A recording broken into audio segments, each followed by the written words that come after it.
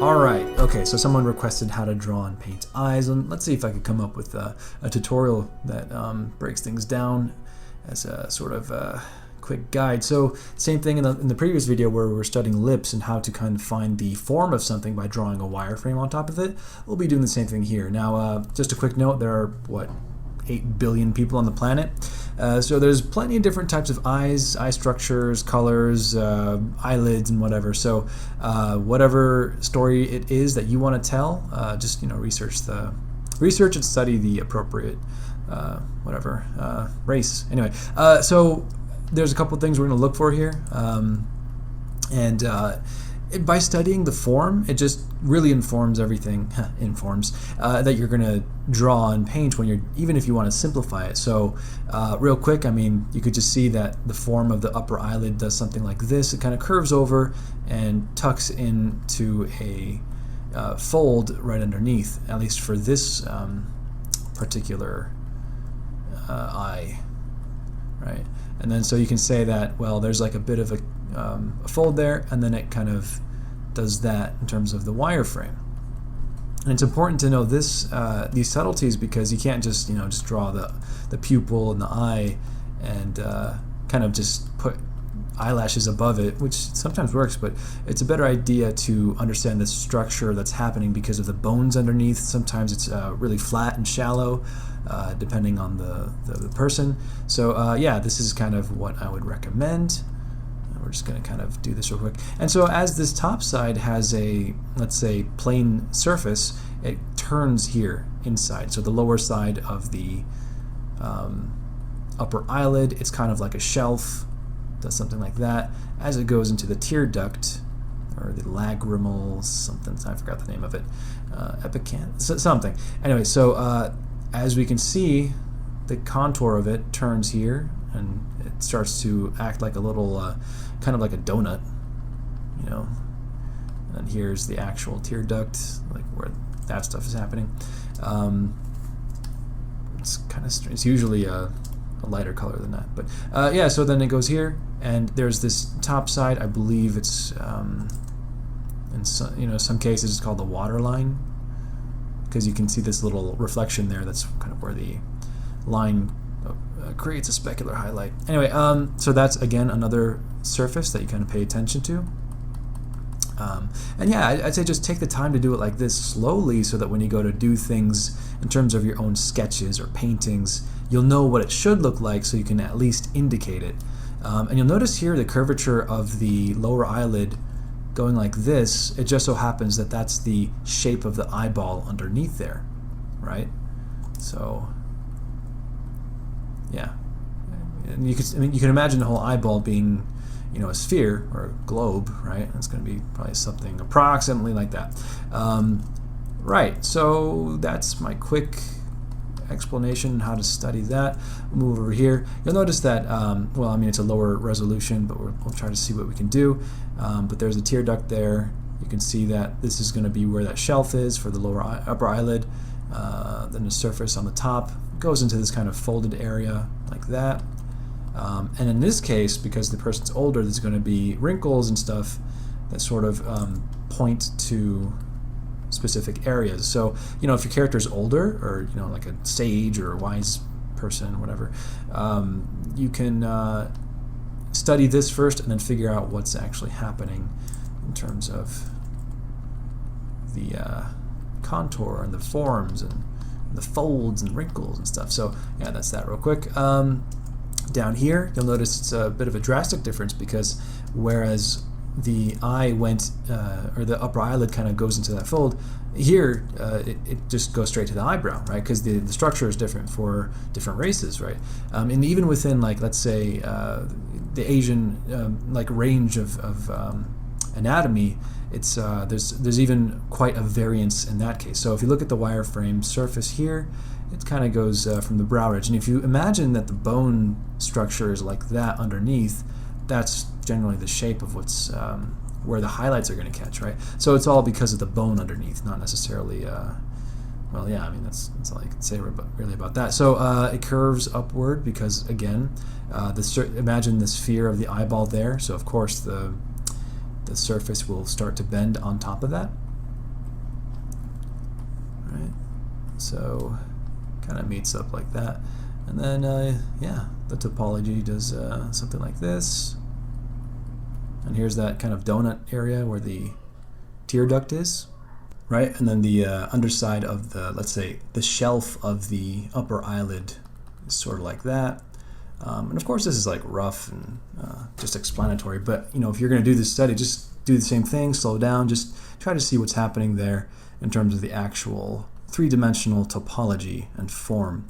This bit of a fold there and a fold here, and then yeah, and it's also a good idea to kind of just look at the breakdown of the actual anatomy and the names of everything, just to further inform your understanding. So yeah, the top shelf of the lower eyelid kind of has a very subtle waterline situation like that, and the form kind of just goes inward a little bit here. But again, also the reason the surface curves inward like that, because again, the eyeball is there. So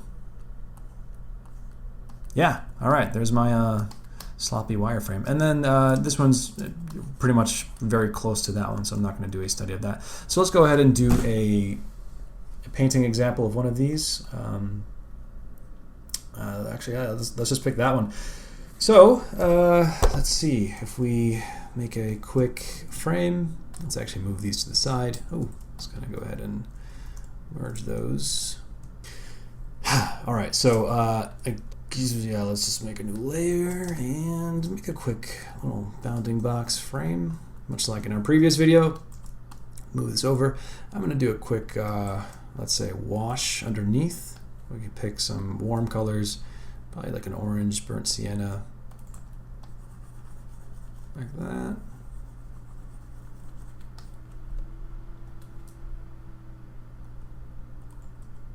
Probably make it a little bit darker and probably less saturation. We're going to go a little bit this way towards yellow just to match what we have there in the photo. So yeah, there we go.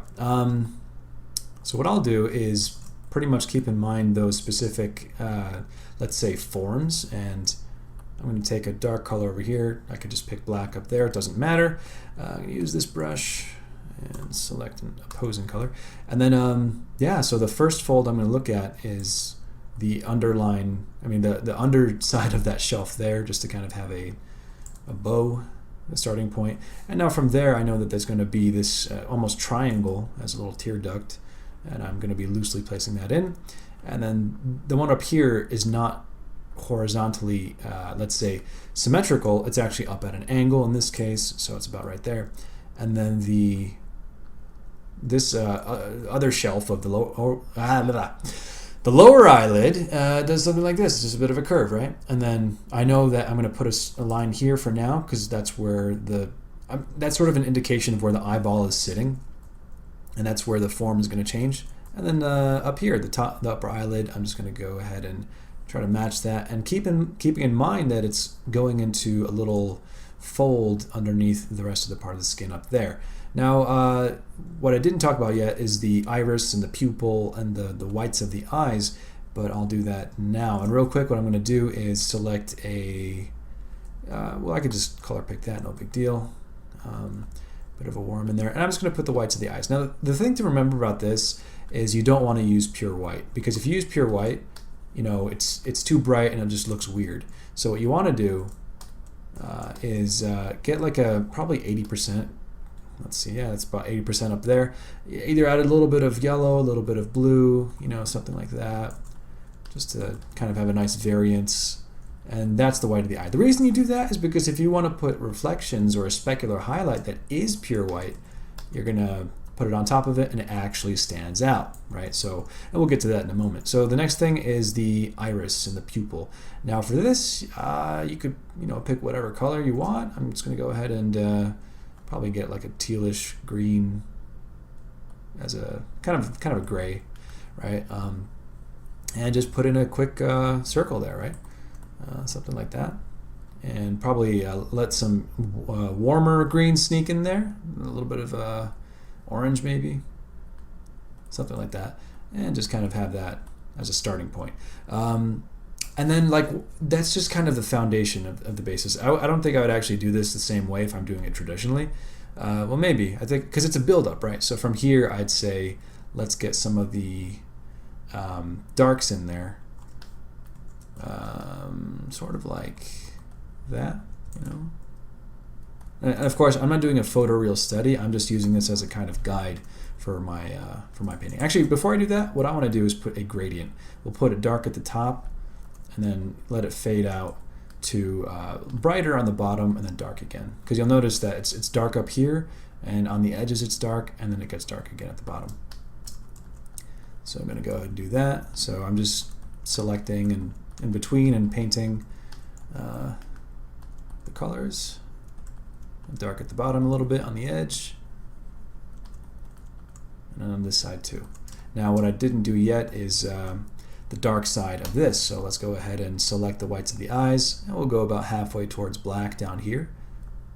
And if you've ever seen my intro or basic tutorial of color, you'll kind of see that I talk about why halfway to black works as a shadow, and you know, definitely check that out. There seems to be a little bit more darkness and warmth in there, so make it a little bit warmer, bring it down, just give it one of those, and then I could put the pupil right there.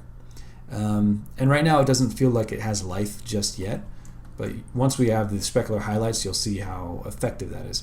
I'm going to put a little bit of gradation here, so I want it to be darker here and then fading to light up there to sort of show form, right? It's a very subtle thing, but it makes a huge difference. And then up here as well, there seems to be a little bit of a shadow being cast by the upper eyelid up here, right? See, that's a bit darker right there. And then it fades to like this reddish pink. So let's go ahead and select this so we know where we're starting from. Go down to red and maybe a bit more orange than that.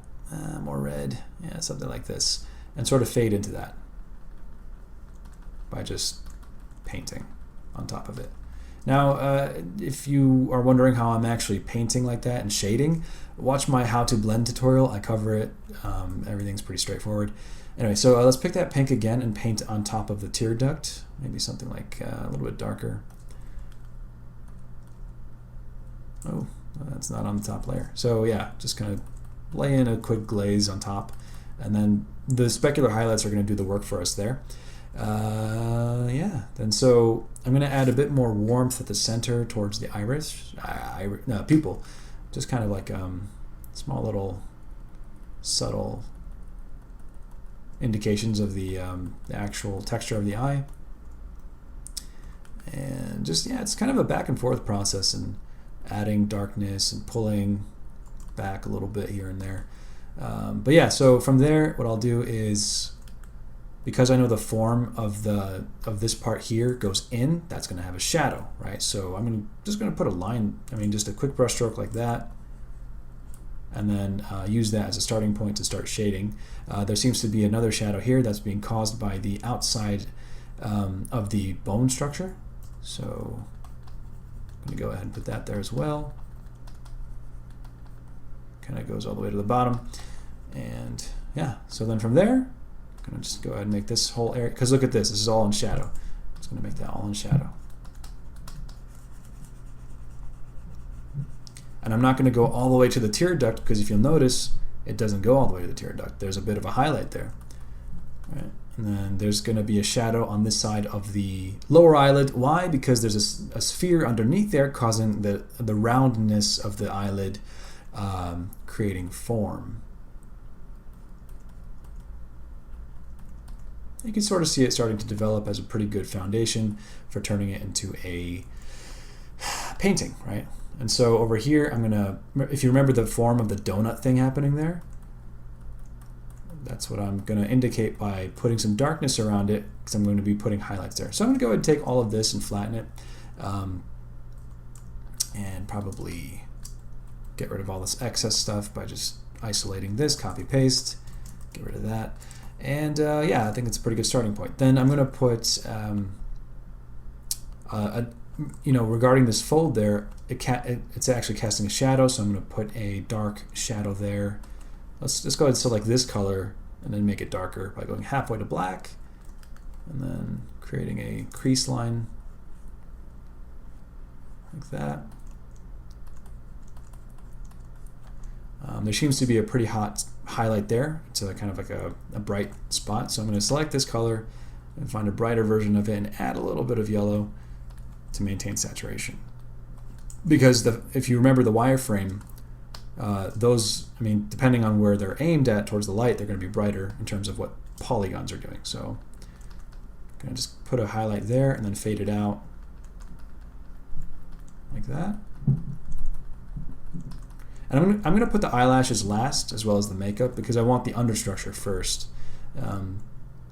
So if you notice where the upper eyelid goes into the shelf mode and it meets the whites of the eye, there's this very subtle specular highlight because of the wetness of the eye. So I'm going to go ahead and put that. I'm just going to grab the white that's over here and just put a very subtle indication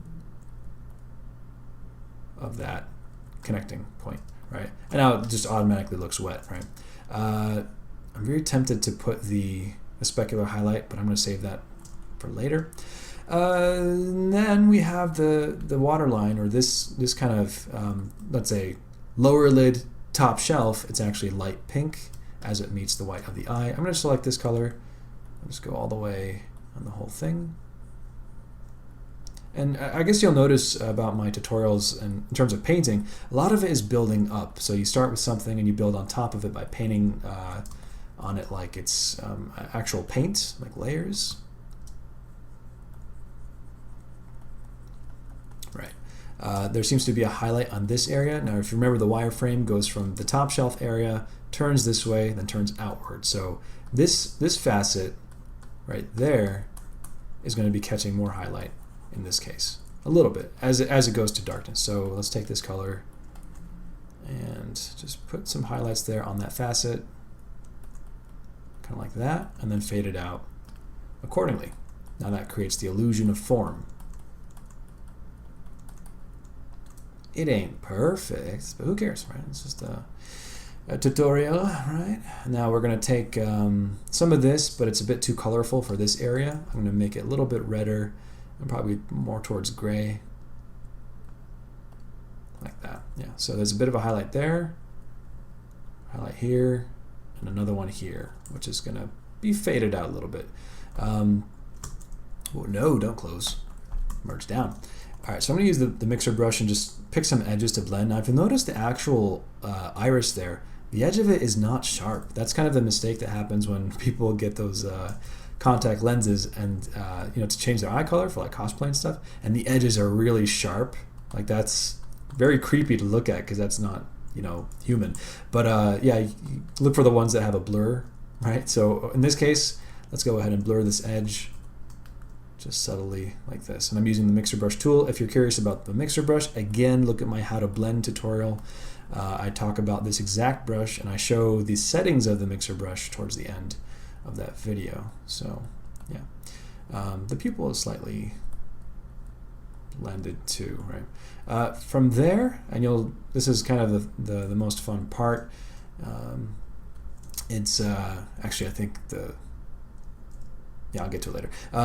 I'm gonna okay, the most fun part I think is just putting that final specular highlight, and watch what happens. You just put it there. You put another one here, in this case, and then there's a couple over here. Little dot there. Some in the tear duct on this water line, and there seems to be one right there too, right? And then automatically it just adds that life to it, right? And that is the fun old trick that happens when you put the highlight, right? Then I'd go in there and start just like doing the fun painting part. So I think the makeup and the eyelashes. This part would have the lashes. It's a bit of a wing there.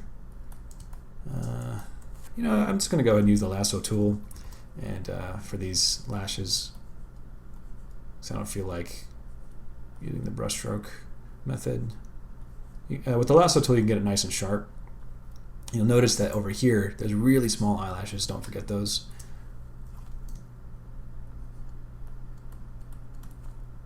I'm just going to indicate it real quick. Yeah, I'll just do that on a new layer. I'm going to go ahead and select a dark color. There you go, right? It's not perfect. I mean, why would it be? It's just a study. Actually, before I merge down the lashes, what I want to do is, you see where the top shelf of the lower eyelid transitions to the other side? It's a bit blurred. It's not a sharp edge, right? So over here I have it as a sharp edge. What I'm going to do is go ahead and blur that together, or blend it together like this. And it's going to work because both sides have different values and different colors. So they're not going to get muddy or mixed up. I'm actually going to go ahead and make the waterline a bit brighter. Select that pink, go a little brighter, make a new layer, and then just paint on top of it like that. Maybe erase out a little bit as it goes towards the back using the airbrush. Yeah. I'm going to put a bit of a dark, let's say, maybe a little bit of makeup over here. Some darks there. Yeah, anyway, so that's kind of the basic way I would recommend doing some studies of the eye. And it could be any eye that you choose. There's no rules. And let's get some highlights down here. And then, yeah, I'm going to go ahead and go back to the mixer brush and pick some areas just for the stylistic purposes and blend them.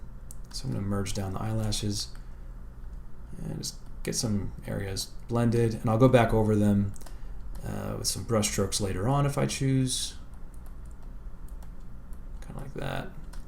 And here's a kind of a trick or a tip. If you want to bring more attention to a certain area, you can leave it sharp, but you can emphasize it by making things around it somewhat blurred or blended. That's kind of like the painterly decisions that you can make as an artist. John Singer Sargent is a great example of somebody who makes those decisions with brush strokes, and it kind of has a beautiful effect. So, yeah, all right. Gonna blend some of that specular highlight there. Okay, so before I kind of wrap this up, I do want to show how to take this a little bit further. I'm going to get rid of the reference. We don't need that anymore. Now, in terms of style or color or realism, whatever, if you can study it like this as just a one-to-one, not one-to-one, but like just figuring out the basics, you can sort of push it further, right? So what do we do to stylize it? We can make a new layer, set it to either overlay or color dodge or lighten something. We'll try color dodge. Pick this green and just see what happens when you just push some of the values in there. Now it's not very realistic entirely, but it looks cool. We're going to go ahead and use the airbrush and erase around it so it has a nice gradient effect. And it starts to kind of have that nice appealing look for, like, I don't know, stylized things. I'm going to select that again and just get a nice little ring around there, like that. Maybe erase out some of it. Yeah, it starts to look kind of fantasy, science fiction-y. You could start making different colors for makeup. Oh, whoops. Yeah. So new layer, set that to overlay. And, you know, what if we want to make the eyelids green? I'm just going to select the good old airbrush tool and then select this green. This layer set to overlay. Let's see what happens if we just kind of brush it on top like that. Yeah, there you go. It's kind of greenish around this area. You could actually push that by hitting Control U or Command U, brings up the hue saturation, and move that around, see what happens. And you got a whole bunch of different options there. You can make it darker, more saturated. The options are just endless, man. You just, you know, can go wild, right? And then I'd probably pull it back and you know, make it more subtle than that. What else can you do? You can oh, here's a fun thing you could do, and one of the secrets, right? So if you take, you know, basically the eyeball is a round ball that has a layer of you know, liquid on it in a sense, and it is shiny and reflective. So what you can do is get a more reflective surface on there. So if we take like a photo, like kind of like what's going on here, right? Let me just grab an image real quick from the internet. All right, so what you can do is take a picture of a skyline and then set that to lighten and kind of get it in there as a reflection. Maybe even Command T, which brings up the free transform, hit warp, bring it upwards like that so it has a nice bend to it. Kind of like this. And then I'd erase out from the top.